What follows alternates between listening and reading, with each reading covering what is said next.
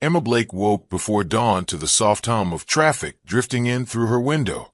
She stretched beneath white silk sheets, anticipation fluttering in her chest as she remembered it was her 10th wedding anniversary. Breakfast together, she had imagined. A quiet table in the sunlit breakfast nook. Richard's warm smile across the orange blossoms she'd scattered. But when she swung her legs over the bed and padded barefoot to the hallway mirror, all she saw was an empty corridor. She hurried down the stairs in her satin robe, brushing back loose strands of hair. In the dining room, the bouquet of lilies she'd bought the day before lay untouched on a marble counter, petals already beginning to droop. A single envelope in Richard's looping script waited beside them. With trembling fingers, she slid it open, only to find a perfunctory note. Can't wait for tonight. Celebrations start at 6. Love R. No happy anniversary. No thank you for the life they'd built. Emma pressed her palm to the cool granite and let out a soft breath. The envelope fluttered to the floor like a wounded bird. Upstairs, she found the cruelest surprise. A crisp black uniform folded on her bed, complete with a stiff apron and a name tag embroidered Emma. Her pulse thundered as she pulled it free. Inside, a brief note in her mother-in-law's elegant handwriting read, "Wear this at the Blake estate tonight. We thought you'd enjoy helping serve. Vivian." Humiliation settled in her bones. She felt as though she'd been stripped naked in front of every guest she and Richard would greet. A servant's uniform. A cruel gag gift masquerading as an invitation. By midday, Emma dressed in her pale blue silk dress, despite her shaking hands. It seemed a final act of defiance against the uniform's humiliation. She slipped on pearl earrings and tied her hair back in a low chignon, every movement measured and calm. She refused to let them see her unravel. The Mercedes rolled through the iron gates of the Blake estate at exactly 5:45. Sunlight glinted off the fountains and marble columns as if celebrating someone else's triumph. Emma's reflection caught in the tinted window. She looked every inch the dignified wife she was, her dress immaculate, her posture regal. Yet cradled in her lap lay that mocking uniform. At the entrance hall, a guard bowed and took the bundle of satin from her. Emma let out a quiet breath and followed the corridor into the grand ballroom. Crystal chandeliers sparkled above tables draped in ivory linen. Servers in crisp livery flanked both sides, like silent sentinels. She could hear laughter, champagne corks popping, the swell of a string quartet tuning for the first number. And there, beneath the largest chandelier, stood Richard, his back to her, greeting a circle of family and clients. His tailored suit hugged his broad shoulders. His laughter rippled through the room with the ease of a man who believed he'd mastered every detail. He didn't notice Emma step from the shadows. She paused at the threshold, the weight of the uniform in her arms heavier than any diamond she'd ever worn. In that moment, she realized her place in his world, visible only when it suited them, invisible at every other turn. A hush fell between her ribs as she met her own gaze in a distant mirror. When a guest whispered, "Look, there's the help for tonight." Emma felt her cheeks burn with heat. She placed the uniform gently on her arm, squared her shoulders, and walked forward. Each measured step echoed in her ears as she balanced a tray of champagne flutes, heart pounding so loudly she feared it might give her away. Beneath the laughter and clinking glassware, she felt her world fracture into shards of betrayal. And though her apron waited for her in the wings, Emma vowed silently that night she would not stay small. Emma sat on the edge of her bed long after the uniform had gone to the back of her closet. Dawn's light crept through the curtains, illuminating the lingering ache in her chest. She replayed the night before, Vivian's mocking smile, the guests' laughter as she poured their champagne, Richard's averted glance. Each memory felt like a sharpened blade. Her reverie was broken by a soft knock.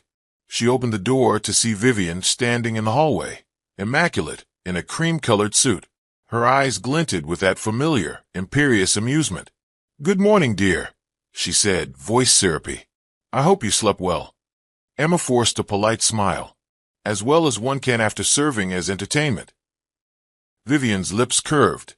"Never underestimate the power of family unity," she replied, stepping inside. "We're all gathering at noon for a brunch. I thought you'd like to be there." Emma's heart sank. A brunch for Richard? Of course, Vivian said, smoothing the lapel of her jacket. Your role is important. We want everyone to see how devoted you are.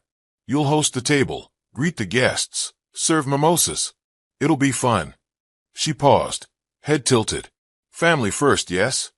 The irony hit Emma like a harsh wind. Family first, she echoed, voice low. Vivian turned on her heel and swept out of the room, leaving Emma alone with the echo of polite cruelty. She stared at her reflection in the hallway mirror, her shoulders still squared, her chin held high. She was determined not to cry here, not again. At the Blake estate an hour later, Emma took her place behind the long mahogany dining table. Crystal vases overflowed with peonies. Porcelain plates gleamed under midday light. Family friends trickled in, Vivian's cousins from Abuja, Richard's old college roommate, local dignitaries. All greeted Emma with perfumed kisses on the cheek, eyes bright with expectation. Each happy anniversary was a dagger she twisted in her own chest. Richard arrived last. He wore a tailored navy blazer and looked as if he'd just stepped from a fashion magazine. He kissed his mother lightly on the cheek, then approached Emma. "Good to see you," he said, voice warm but distant. He didn't ask how she was, didn't touch her hand. Instead, he offered her a plate. "Help yourself," he said, with a nod. Emma lifted a platter of smoked salmon and arranged it carefully on the buffet. Her hands were steady, but her mind raced. Family first. She remembered the note about unity, the way her position, servant instead of spouse, had been cemented into the narrative. Her throat tightened at the thought that even Richard endorsed the spectacle. As she served fresh pancakes, Vivian hovered beside her. "Oh, Emma, these look divine," she cooed. "You really have a knack for presentation. It's good practice for your duties." Her tone was sweet poison. Emma forced a laugh as a plate slid from her fingers and shattered on the marble floor. Silence rippled. Vivian shot her a barely concealed smirk. "Careful," she whispered, voice soft as velvet. "It's not too late to prove you belong, and not just as a wife." Emma sank to her knees, gathering broken china. Each shard reflected her own fractured pride, but through the haze of humiliation, a steady flame kindled in her chest. She would endure this day, and the next, but she would not be broken. She rose, bowing her head to excuse herself, and slipped out of the sunlit room. Behind her, laughter resumed as if nothing had happened, and Emma, heart-pounding, vowed that family first would one day mean her first. Emma returned home at dusk, the chatter of brunch still echoing in her mind. She closed the front door and leaned against it, breathing deeply. The sky outside had turned the color of bruises, gray and bruised, as if sharing her sorrow. A folded note on the hall table drew her gaze. In Vivian's elegant handwriting, "You look wonderful today. Thank you for being such a good sport. Now, tomorrow, we'd love your help again." No signature, just a reminder that family duties were never finished. Emma realized the pattern was clear. Humiliation followed by forced gratitude, a twisted game of control. That night, Richard called softly from the study. "Em, can we talk?" His voice was tentative, unsure. She found him amid stacks of paper on his desk, the soft glow of a desk lamp haloing his silhouette. He looked tired, almost concerned. "I'm sorry about today," he began, running a hand through his hair. "It wasn't supposed to be so embarrassing." Emma glanced at him, eyes guarded. If it wasn't supposed to be embarrassing, why did they ask me to play the help? Richard winced. "My mother thinks it's just harmless fun, something to liven up the party. I didn't see how it would." "How it would humiliate me in front of everyone," she finished. He stood and crossed the room, hesitating before he placed a hand on her arm. "Emma, I love you. You know that." She met his gaze. "If you loved me, you'd have defended me." He swallowed. "I tried, but she wouldn't listen. You know how she is. And you're okay with that." Richard closed his eyes, shoulders slumping. "I should have fought harder. I'm sorry." Emma shook her head. "Sorry doesn't undo the memory of today." She stepped back. "I'm not your entertainment, Richard. I'm not a prop." He reached for her, but she slipped past and walked away. "Be a good sport," she whispered, repeating her mother-in-law's cruel command. I don't play that game. Later, Emma found herself in her garden, hands pressed against the rough bark of an old oak. The night air was cool, scented with jasmine. She closed her eyes and let tears fall for the future she never wanted, one as a gilded servant in her own life. A soft rustle behind her made her turn. Richard emerged from the shadows, expression empty. "What do you want me to do?" he asked, voice hoarse.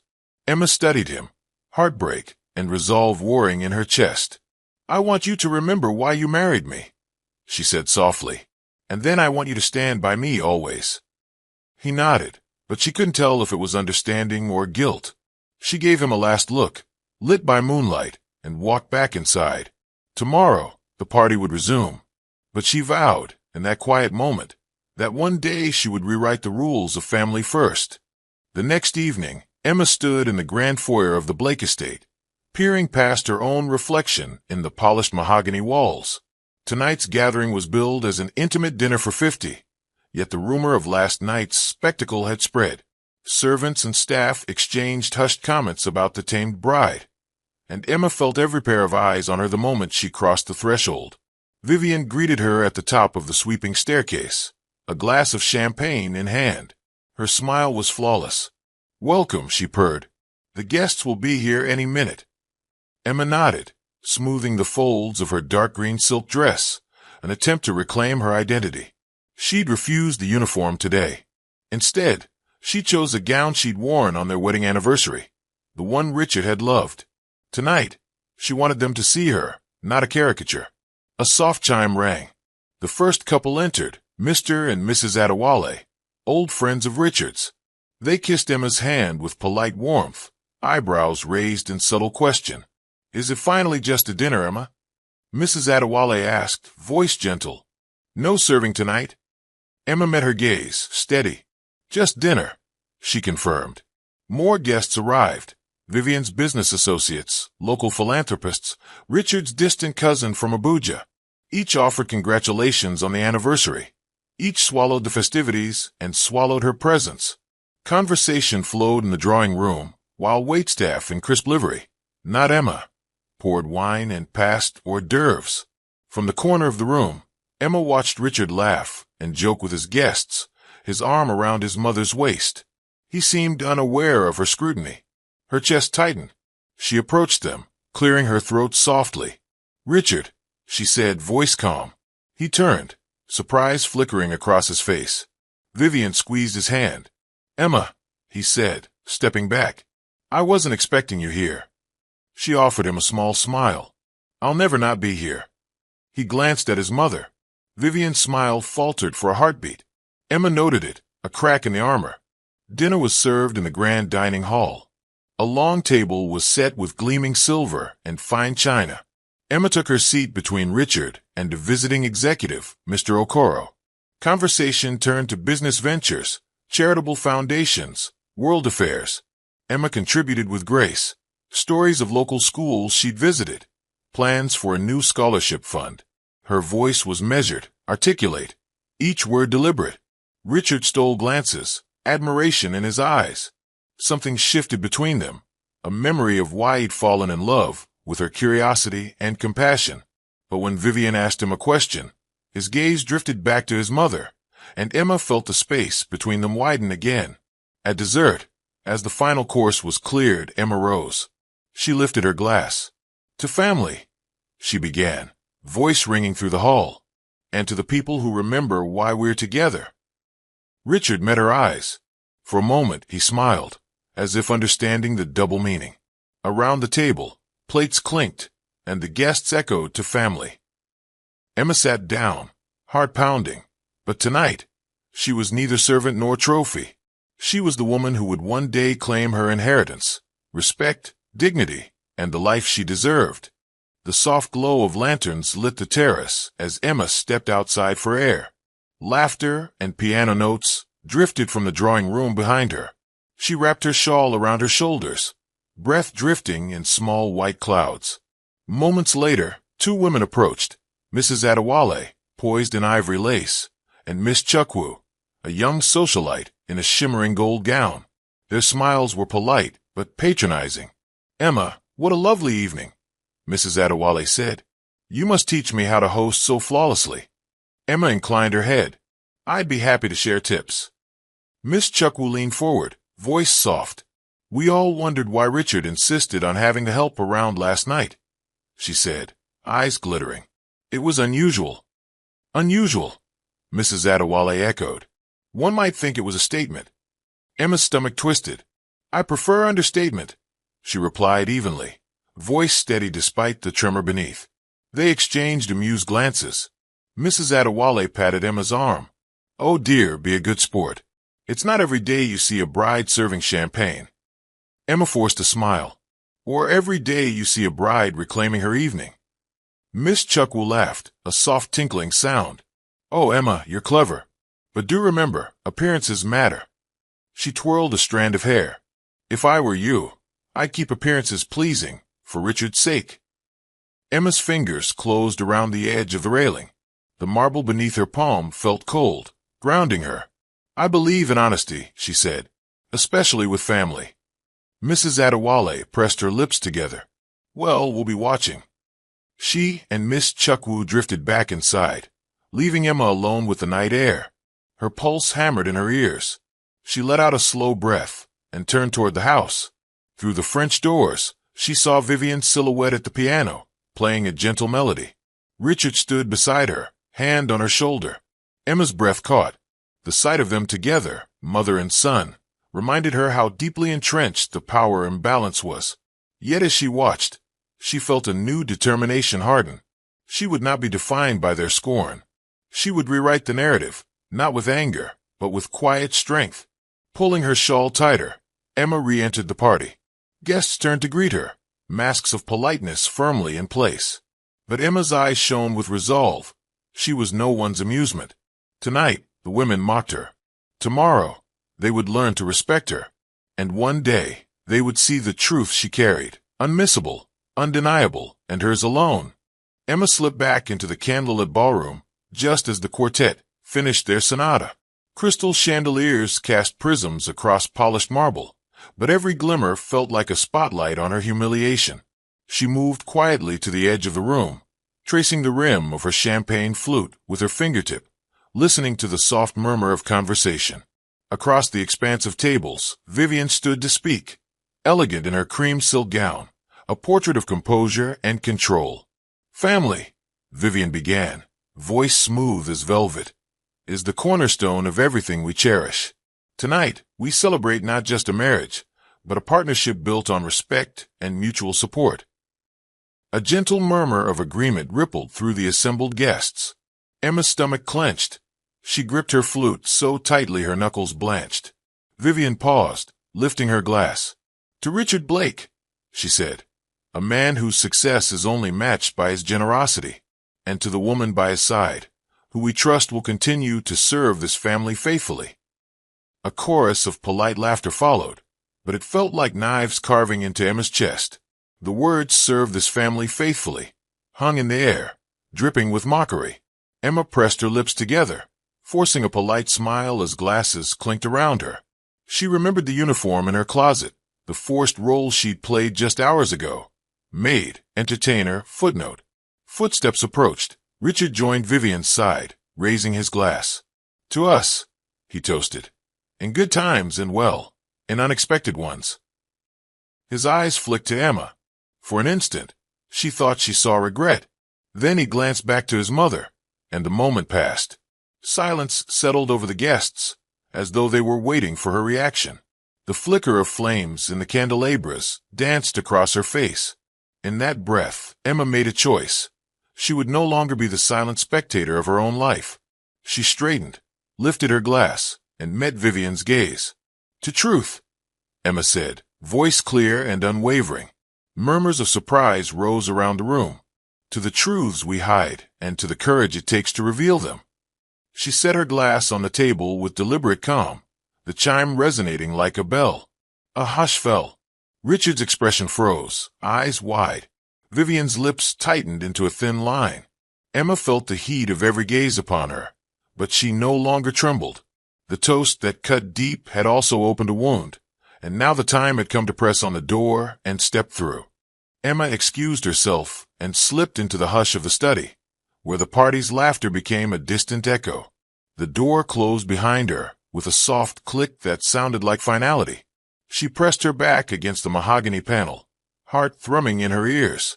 The room was lined with bookshelves and family portraits, images of her and Thomas Blake, her husband as a boy, generations of Blakes in sober oil paint.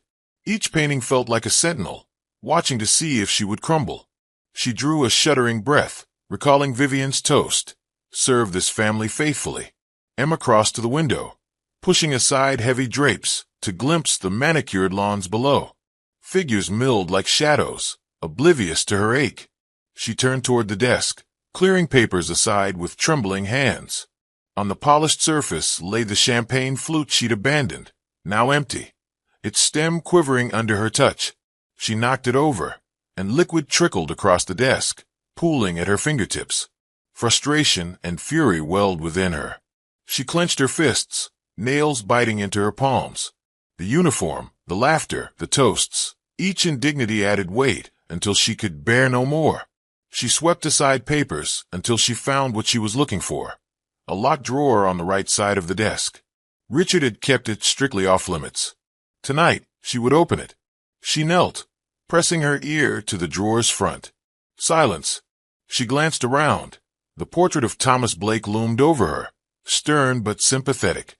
Gathering resolve, Emma twisted the small brass key she'd filched from Richard's coat earlier that evening.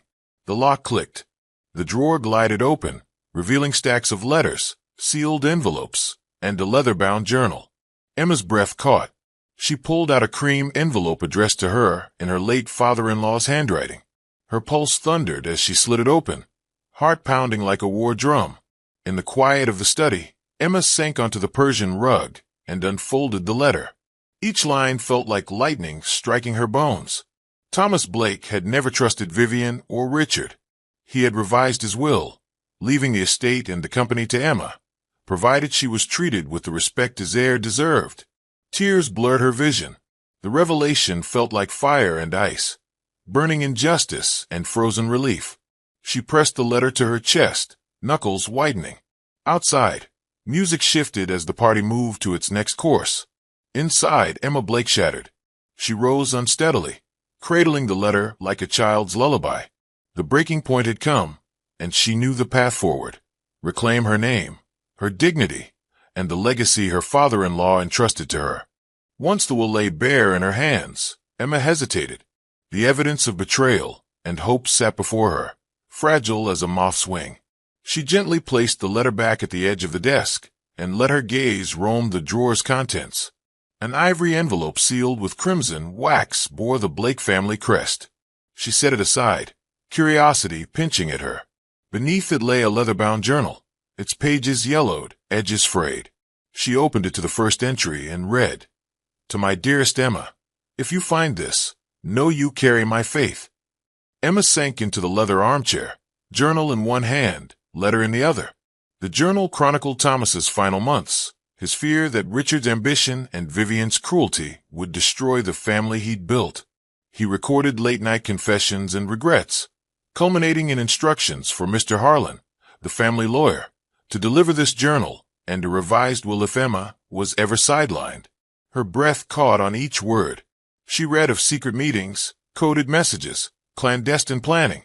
Thomas had maneuvered behind the scenes, ensuring Emma could reclaim her inheritance, but only if she had the courage to stand up for herself. A knock at the door startled her. She snapped the drawer shut and hid the journal beneath the desk blotter. The door opened to reveal a footman with a silver tray. His eyes widened as he saw her. Then he averted his gaze. "Madam Blake, the guests have moved to the drawing room." His voice was respectful, hushed.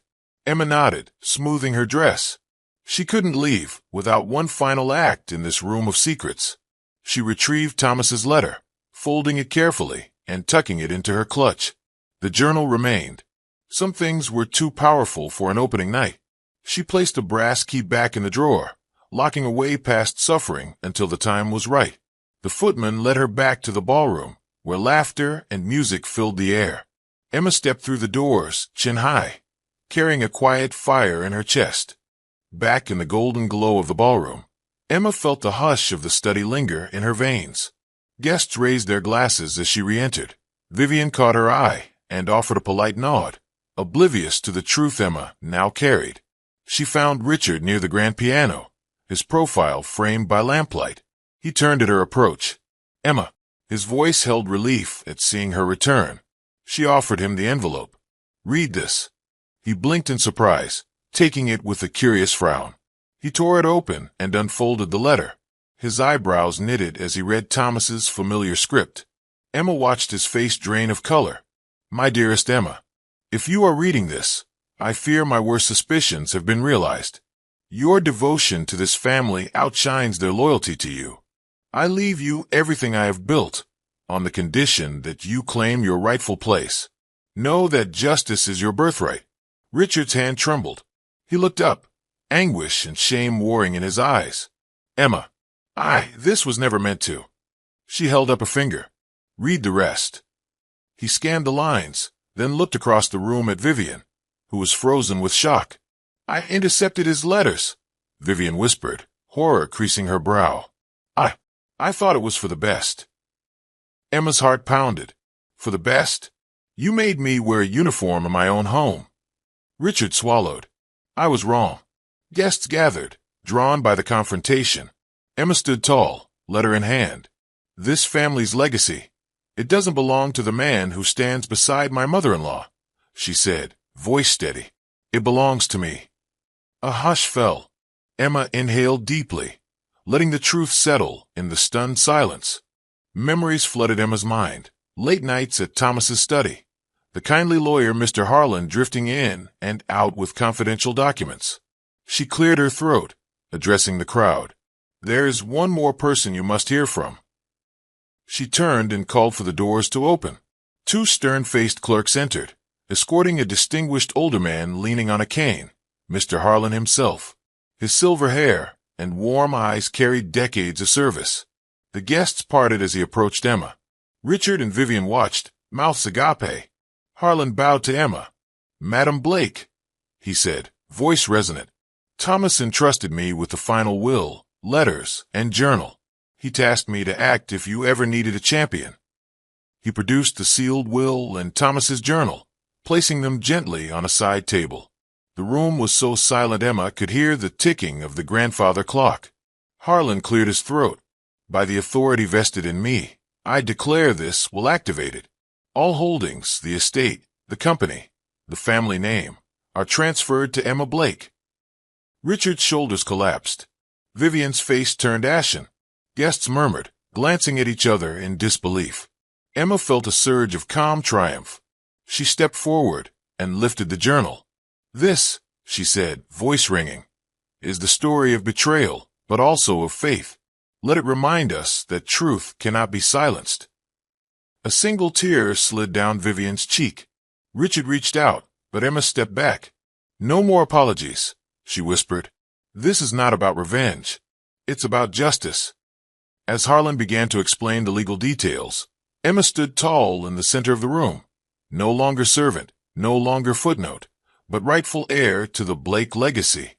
The forgotten witness had arrived, and with him, a reckoning that would echo through the grand halls for generations to come. Emma sat alone in the study long after the guests had departed, the room's hush settling around her like velvet. The scent of old leather and polished would awaken to memory. Thomas Blake's wise voice, low and steady, when he'd first welcomed her into the family. She closed her eyes and traced invisible words in the air, his promise echoing in her mind.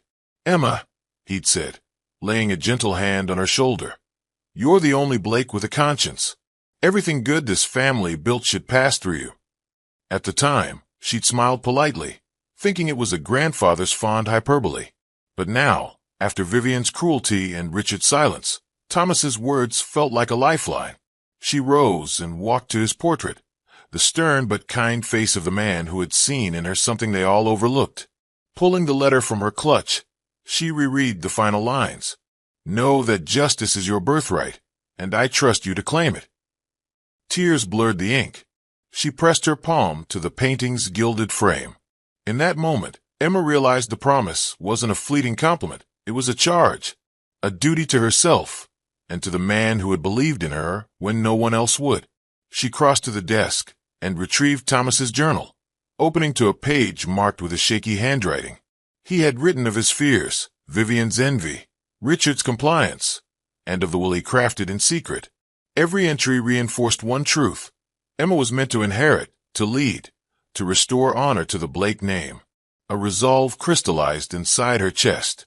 The humiliation of uniforms and forced servitude, the sting of mocking toasts, all of it would be fuel. She would step forward, not as the wronged wife, but as the rightful heir. The grandfather clock chimed midnight. Emma slid the journal into her bag and turned off the desk lamp. As she crossed the room, she whispered to the empty air, "I won't let you down, Grandpa." Outside, the estate's grounds lay silent under a moonlit sky. Emma paused at the French doors, hand on the doorknob, feeling Thomas's presence beside her. With one last look, she stepped out into the cool night, heart steeled by promise. The next morning, Emma's phone buzzed with a number labeled only Harlan. Her pulse quickened. Mr. Harlan, the family lawyer who'd appeared the night before to announce her inheritance. She tapped answer. "Emma." His voice crackled with relief and age. "I'm so glad you called." "I thank you for coming last night," Emma said, glancing at the clock. "It was barely 7 a.m. I have questions." Harlan cleared his throat. "I expected you might. Before I came to the estate, I tried reaching you for years." Emma frowned. "Years? In the months after your father-in-law's passing, I phoned you every week. When calls went unanswered, I sent letters to your home. Each time, Vivian intercepted them." His voice grew somber. "I was bound by my oath to protect your interests, and by your silence. I feared you thought the revisions unnecessary." Emma's chest tightened. "So all this time I thought there was no revised will." "I left messages," Harlan said. "Voicemails long and detailed. When I saw you at the grand party, I knew I had to deliver in person." Emma closed her eyes, imagining those unanswered pleas. Fury and sorrow mingled inside her. "Why didn't you come to me sooner?" "I feared Vivian would barge in," he admitted. "I had to be certain you would hear truth, without interference." She swallowed. "I'm sorry you had to wait." "Don't apologize," Harlan replied. "We have work to do." He paused. "I've reserved my office today. If you can come by, we can review every correspondence, call logs, intercepted letters, and prepare our next steps." Emma's resolve crystallized. "I'll be there at 9. As she ended the call, she felt the weight of lost years, but also a surge of relief. Truth had finally found its voice. She packed Thomas's journal and the letter into her bag, ready to pursue justice, armed with every suppressed fact. At 9 a.m., Emma entered the modest law office, where Mr. Harlan had worked for decades. Dark wood bookshelves lined the walls, and a single window overlooked a quiet street. Harlan greeted her with a gentle nod and ushered her to a heavy oak desk. "Everything you need is here," he said, pointing to a manila folder thick with documents, call logs, copies of every letter, and the original will, sealed until last night. Emma lifted the folder reverently. Her fingers trembled as she extracted the neatly folded will, embossed with the Blake crest. She traced the elegant signature, Thomas C. Blake. Harlan watched quietly. This is the will he trusted most, the one that reflects his final wishes. Emma unfolded the pages and read aloud. "I, Thomas C. Blake, hereby bequeath all property, assets, and directorships of Blake and Company to my daughter-in-law, Emma Blake, with the expectation that she will uphold the family's integrity and vision." Her voice caught at the words. She glanced up, meeting Harlan's kind eyes. "He believed in me," she whispered. "I never doubted it," he replied. "Now, we must ensure this will is recognized legally. I've prepared notices for the board, draft filings for the probate court, and a press release, should you choose a public announcement." Emma nodded, absorbing the magnitude of her inheritance. "I want transparency. No more secrets." "Then we'll proceed immediately," Harlan said, tapping the desk. "First, the company board meets next week. I'll deliver certified copies and present the will. You'll address them." She drew a steadying breath. I'll speak the truth. Harlan smiled. Good. Justice, after all, is most powerful when spoken aloud. That afternoon, Emma returned to the Blake estate for a board meeting in the glass-walled conference room. Richard, Vivian, and the company directors were already seated at the long table. Their expressions ranged from bewilderment to thinly veiled anger as Emma and Harlan walked in carrying stacks of documents. Let's begin, Harlan announced. He laid out the certified will and the intercepted correspondence, placing them before each person. Gasps rippled around the table. Vivian's face went pale as she recognized the letters she'd stolen and hidden. Emma stood, heart pounding but voice steady. These documents prove the truth that was kept from me. I've learned that messages informing me of my inheritance were intercepted by my mother-in-law. She met Vivian's gaze. You chose to control me through silence. Vivian's lips quivered. I did what I thought was best for the family. Emma shook her head. No, you did what was best for your control. Richard's shoulders sagged. Emma, save it, she said softly. I won't be placated by empty apologies. She raised the will. This is my legacy. This is the trust placed in me by the only man who truly believed in integrity, my father-in-law. A heavy silence fell. Some directors exchanged uneasy glances, others lowered their eyes. Vivian burst into tears, and Richard reached out, but Emma turned away. Harlan cleared his throat. The board must vote to recognize this will. I urge you to honor Thomas Blake's final wish. One by one, the directors nodded, passing the will to the secretary for recording. When the vote was unanimous, Emma felt a quiet triumph bloom in her chest. Vivian stood, trembling. Emma, I'm sorry. Emma paused at the doorway on her way out. She looked back at her mother-in-law, not with hate, but with the clarity of a survivor. I forgive you, she said, but I will never forget. Later that evening, Emma sat in Harlan's office, the city lights glinting behind her as dusk fell. The board vote had secured legal recognition of Thomas's will, but the real work lay ahead, restoring the company's culture, healing fractured relationships, and guiding the Blake legacy into the future. Harlan poured 2 cups of tea and handed one to Emma. You've done remarkably well under pressure, he said, settling into his chair. But remember, leadership isn't about retribution. It's about vision. Emma took a sip, savoring the warmth. I want to rebuild trust, she said, with the employees, the community, and even with Richard, if he's willing. Harlan nodded. Good. Your father-in-law chose you for your integrity and compassion. He believed you would use this power wisely. He leaned forward. Always act with transparency. Include the people who felt betrayed. Allow them a voice. And never forget the lesson you've learned. Silence can be more harmful than truth spoken in anger. Emma reflected on his words. She thought of the maid's uniform, the mocking toasts, the hidden letters, each a chapter in her journey. Now she held the pen. What about Richard? She asked. Can I trust him again? Harlan hesitated. Only time will tell. Your choices will show him what leadership and partnership look like. Emma set down her cup. Outside, the first stars appeared.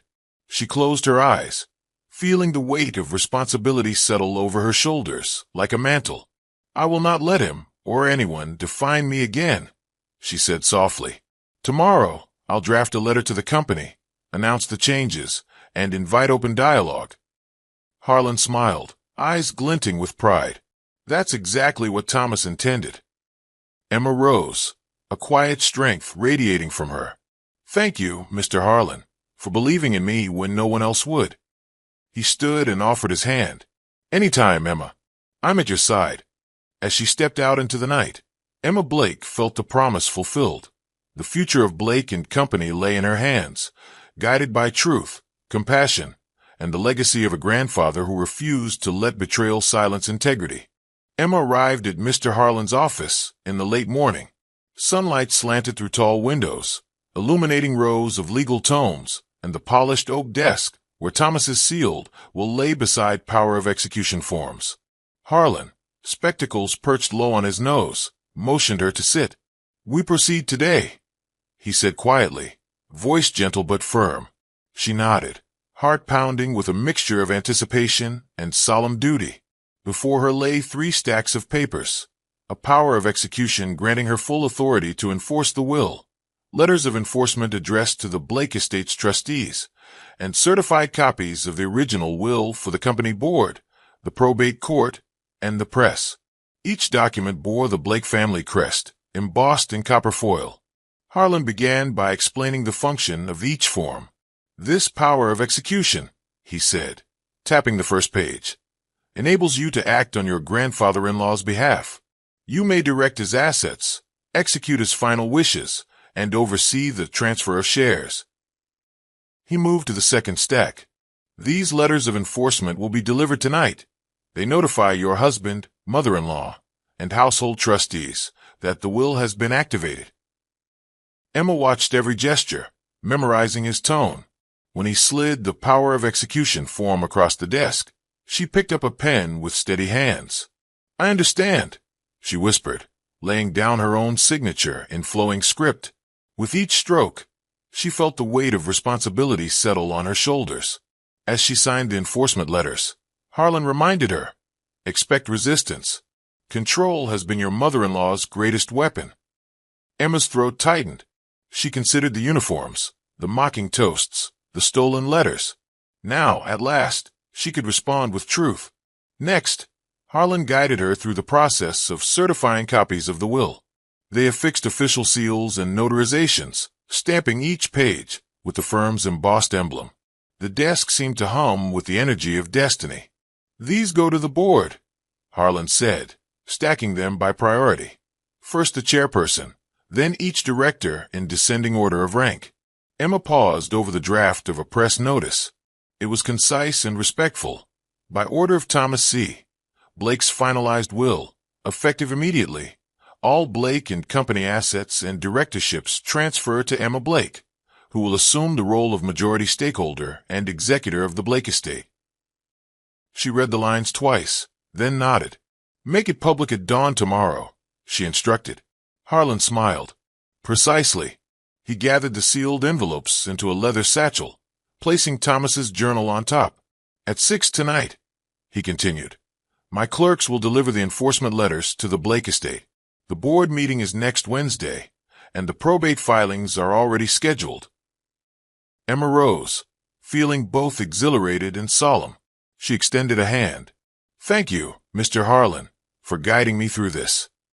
He clasped it warmly. "Your grandfather believed in you. Now you fulfill his final wish." Clutching the satchel, Emma stepped out into the late afternoon light. The city streets buzzed with business as usual, unaware of the quiet revolution she carried. With each measured stride, she felt her past humiliation fade beneath the certainty of her purpose. Tonight, the Blake estate would awaken to a new reality, and Emma Blake would lead the way. The grand hall of the Blake estate shimmered under crystal chandeliers when Emma arrived at 6 sharp, satchel in hand. She wore the emerald gown that had reclaimed her dignity, leaving the maid's uniform to gather dust in her closet. Velvet curtains draped the arched windows, and guests milled beneath gilded moldings. Unaware, she harbored her sealed letters for them all. Vivian greeted her at the base of the sweeping staircase, composed in a pearl-white jacket. Her smile faltered for a heartbeat before she recovered her porcelain calm. "Emma," she purred, "I'm delighted you could rejoin us." Emma inclined her head, offering a polite nod. "Thank you for the invitation," she replied, voice steady. Inside, her pulse raced. She imagined the look on Vivian's face when the letters arrived. Across the floor, Richard stood in conversation with Mr. Adewale and Miss Chukwu. His tailored suit was immaculate, but his posture stiffened the moment he saw her. He excused himself and approached, expression unreadable. "That gown," he began awkwardly. "You look beautiful." Emma met his gaze, noting the flicker of regret. "Thank you," she said, eyes unwavering. "This evening belongs to the family." He opened his mouth, but she offered a gentle smile and moved into the crowd. Guests parted, curious, as she made her way to the grand buffet, where silver platters gleamed with saffron rice and grilled prawns. Servers in crisp livery glided silently, waiting for her instruction. She approached the head table, where Vivian stood flanked by the board chair, Mr. Okoro. Emma surprised even herself by pausing before the chair and whispering, "I'll need ice water for the guests at precisely 6:15. The chair's eyebrow rose, but he nodded. As the evening progressed, Emma mingled with family and directors, her presence commanding respectful attention. She spoke of community initiatives, upcoming charitable events, and her vision for Blake and Company. The guests leaned in, captivated by her intelligence and quiet authority. Miss Chukwu sidled up, voice low. "Quite the hostess tonight," she murmured, eyes narrowing. "You've reclaimed your position nicely." Emma offered a small, courteous smile. "Thank you. There's much to celebrate." Through it all, Richard watched from the perimeter, torn between pride and shame. They exchanged glances, his guilt mirrored in her composed resolve. Emma felt neither triumph nor vengeance. Instead, she savored the calm assurance that her time had come. At precisely 7, the string quartet began a gentle waltz, and Emma stepped toward the raised dais at the far end of the hall. She laid the satchel before Vivian and the directors, her heart steady. The moment of return was complete. She had re-entered her own world, not as a servant, but as its acknowledged steward. The quartet's last chord faded, and Richard rose from the dais with crystal flute in hand. Candles flickered on every table, casting warm halos across polished glass. He cleared his throat. "Friends and family," he began, voice resonant. "Thank you for joining us to honor 10 years of partnership I could not have built without some very special people." He paused, glancing at Emma as she stood just to his left. The guests lifted their glasses in anticipation. Emma held her breath, recalling every cutting remark, every stolen letter, every public slight. Richard raised his glass. "To my mother, for her tireless dedication, and to my wife, Emma, whose grace, wisdom, and unwavering support have shaped both our lives and our legacy." He smiled at Emma, genuine warmth flickering in his eyes. As glasses lifted around the hall, she felt a stirring of vulnerability beneath her resolve. But before the tinkling chorus could begin, Emma stepped forward, voice clear and strong. "Thank you, Richard," she said, placing her hand gently on his arm. The hall fell silent, all eyes turning to her. "Tonight, we celebrate partnership, but it cannot rest on hidden truths." She lifted her own glass, drawing a deep breath. "To honesty, the foundation of any true relationship. Let us honor the man who believed in integrity enough to rewrite his will in secret." Murmurs rippled through the crowd as guests exchanged puzzled glances. Emma turned slightly, indicating Mr. Harlan and the sealed will at the dais. "To Thomas Blake, whose final act of faith reminds us that justice delayed is justice denied. May we never again allow silence to hide betrayal." Her words struck the hall like a clarion call. Glasses clinked tentatively, then with mounting conviction. Richard's eyes glistened, tears threatening. Vivian's lips parted in shock. Emma held their gazes with calm dignity, feeling a tide shift from humiliation to vindication. When the echoes of the toast subsided, Emma stood tall, heart pounding with purpose. The final toast had cut through layers of deceit, and now the true celebration could begin, the restoration of truth, respect, and rightful inheritance. A hush descended on the grand hall, so complete that Emma could hear the soft hum of the air conditioning. Fine crystal glasses rested halfway to pale lips. Cutlery lay poised over untouched plates. Guests held their breath, suspended between astonishment and awe. Richard's hand dropped from Emma's arm as he searched her eyes. Emma," he faltered, voice raw. He glanced at Vivian, whose face had paled to porcelain, her hands trembling at her sides. Mr. Adewale, usually the first to speak in any gathering, lowered his glass and folded his arms, his brow furrowed in contemplative silence. Directors exchanged uneasy glances, whispering among themselves about board implications. The string quartet, sensing the shift, paused mid-melody. Emma met each pair of eyes in turn, some filled with admiration, others with disbelief. She allowed herself a small breath, recalling the years of deceit and isolation. "The time for hidden letters and forced servitude is over," she said softly, voice carrying through the stillness. A single cough punctuated the silence as Mr. Harlan cleared his throat. He stepped forward, placing a hand on the edge of the satchel containing the signed documents.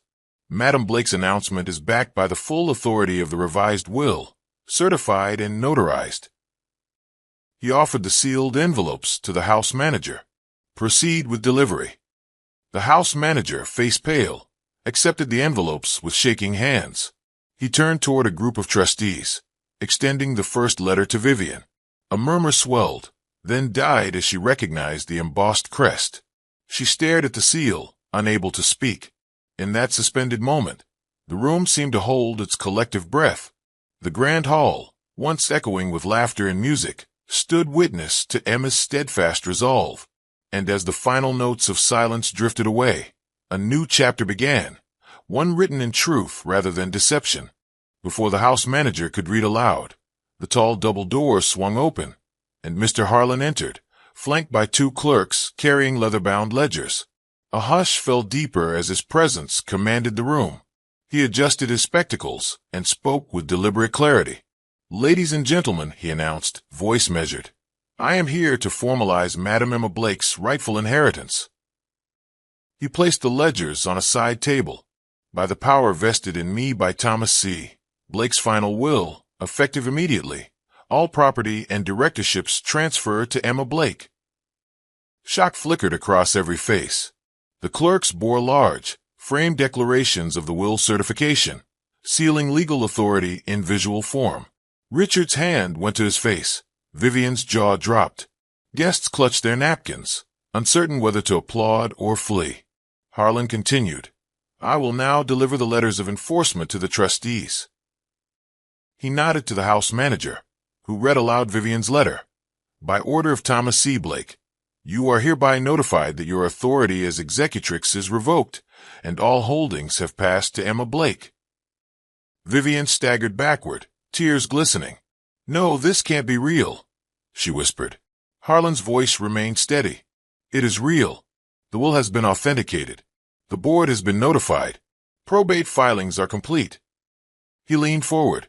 "The company's future, and this family's legacy, now depend on Emma Blake's leadership." A single clap broke the silence. Richard's hesitant ovation, followed by Emma's name echoing through the hall. Directors rose from their seats, murmuring assent. Emma stood beside Harlan, illuminated by the chandeliers. The seat of power she held finally undeniable. As Harlan gathered his documents and prepared to depart, he placed a supportive hand on Emma's shoulder. "The rest is up to you," he said quietly. Emma nodded, chest full of resolve. Outside, the moon shone bright, signaling the end of one era and the dawn of another, one where Emma Blake would lead with truth, grace, and the unshakable strength her grandfather always believed she possessed. Morning sun filtered through the tall windows of the drawing room as guests gathered, tension weaving between them like a taut cord. Emma stood at the head of the grand mahogany table. Thomas's leather-bound will open before her. Directors, family, and trustees perched on the edges of their seats, expressions rigid with anticipation. Vivian clutched her embroidery shawl. Richard leaned against a doorframe, guilt shadowing his eyes. Harlan, standing beside Emma, cleared his throat and gestured toward the document. "By the authority vested in this will," he began, voice firm yet respectful, "we now read the final testament of Thomas C. Blake." He turned the pages carefully, allowing the gravity of each word to settle into the hushed room. Emma inhaled deeply and read the passage. "To my daughter-in-law, Emma Blake, I bequeath the Blake estate, all assets of Blake and Company, and the office of majority stakeholder and executor. The bearer of this document shall exercise these rights immediately." Her voice grew stronger with each sentence, echoing off the ornate walls. She glanced at Vivian, who stared in disbelief, and at Richard, whose face paled. As Emma reached the final clause, tears welled in her eyes. May integrity guide her decisions, and may her leadership honor the family legacy. She closed the book gently. Silence engulfed the room, broken only by the soft tapping of a clock in the corner. Then, one by one, hands began to clap, tentative at first, then with growing conviction. A hush of reverence followed, binding them in acknowledgement of injustices. Emma met Richard's eyes, seeing remorse and hope interwoven. Vivian sank into a nearby chair, trembling. The will had spoken not only of inheritance, but of validation. In that moment, Emma felt the weight of history shift. Her rightful place was now undeniable. Vivian's composure crumbled like dry parchment. She rose unsteadily from her seat, voice trembling with rage and desperation. "You have no right," she shouted, flinging the envelope of enforcement letters onto the polished floor. The crystal glasses on the table tinkled in alarm as everyone turned toward her. Richard leaped to his feet, concern etched in his features. Guests gasped as Vivian paced before them. "You were nothing when you came into this family." Vivian barked, tears streaming down her cheeks. "A stranger, an outsider. I made you part of this household, and this is how you repay me." Waves of murmurs rippled through the assembly. Mrs. Adewale covered her mouth with a gloved hand. Directors exchanged uneasy glances. Emma rose and approached Vivian slowly, every step deliberate. "I came to this family as a wife," Emma said quietly, voice firm. "Not as a servant." She stopped 2 paces away. "This estate belongs to the person who built it with integrity. My grandfather-in-law's chosen heir." Vivian's chest heaved in sobs. "He promised me control," she wailed. "He told me you would never understand." She swept her shawl aside and lunged at Emma. Security stepped forward, but Richard held them back. "Stop," he commanded, voice steady but sorrowful. Vivian stared at Emma, rage dissolving into anguish. "I did it for him. For Richard," she cried. "I thought I was protecting him from your inexperience." Emma placed a gentle hand on Vivian's trembling arm. "We all acted out of fear," she said softly. "Now the fear is gone, truly free." She offered a small, compassionate smile. Vivian sank to her knees, tears soaking the marble floor. Silence settled again, this time heavy with empathy. Emma helped Vivian to her feet. "Come," she whispered. "This family is still yours to shape, with honesty and love." Richard stood frozen at the center of the drawing room, his reflection in the tall mirror revealing a man unmoored. He exhaled, shoulders slumping. Emma turned from Vivian's side and met Richard's gaze. The suit he wore felt like a cage. He took a hesitant step toward her as he spoke. "Emma, I never meant any of this to happen." His voice cracked under the weight of regret. His posture was heavy with regret, shoulders slumped like a man carrying the world. He trembled, torn between contrition and love. Richard closed the gap, kneeling before her. "I failed you," he said, tears spilling down his cheeks. "I let my mother dictate everything. I watched her humiliate you and did nothing to stop her." Emma's heart constricted as she recalled her own pain. She placed a hand gently on his shoulder. "Richard, you didn't know where to stand," she replied softly. "I needed you to stand with me." She pulled him to his feet. He collapsed against the table, burying his face in his hands. "I loved you," he murmured, "but I lost sight of that love amidst my own fears." Guests shifted, offering him glances of compassion. Emma knelt beside him, offering a glass of water. "I forgive you," she said, voice firm but kind. "But trust must be rebuilt." Richard raised his head, eyes red-rimmed as he searched her face. "How?" he whispered. Emma considered for a moment. "By honesty," she said. "By listening to each other. By sharing power, not control." He nodded, tears brimming anew. They stood together, united in vulnerability. Around them, applause from guests grew gentle, respectful. Richard took Emma's hand, exhaling a shaky breath. Though their path ahead would require work, in his brokenness lay the starting point of a renewed partnership and love. Emma paused at the head table, ring finger bare, eyes steady as she slid the ring across its surface. Richard reached out, but she gave a faint shake of her head. She turned away, each step measured in calm resignation. Silence followed her path through the hall. Outside the double doors, the night air wrapped around her like a cloak. She paused beneath the portico, straining to keep her composure as the sounds of the party receded. Mr. Harlan emerged from the hall, his presence a gentle reassurance. He awaited her with a small envelope, Thomas's final letter addressed to her. Emma accepted it and opened the seal. She read the words aloud in a soft voice that carried in the stillness. Always lead with truth. Always act with courage. She folded the letter and slipped it into her pocket. Then, without looking back, she walked along the driveway toward the waiting car. Inside, the chauffeur opened the door quietly. Emma slid into the leather seat. The world outside, glittering lights, murmured voices, felt distant. She breathed deeply, envisioning the future her grandfather intended for her and for those she would lead. Richard approached, his breath ragged. He knelt beside the car, hand on the door. "Emma," he said, voice raw. "Please." She met his eyes through the glass. "I'm not leaving," she whispered. "I'm starting anew." She raised her chin. "And I need time to find my path." He nodded, tears glinting. The chauffeur closed the door. The engine purred beneath her. Emma stared ahead, into the dark street, and settled her shoulders. She felt the weight of the night lift, leaving behind purpose, resolve, and the promise of a future built on honesty.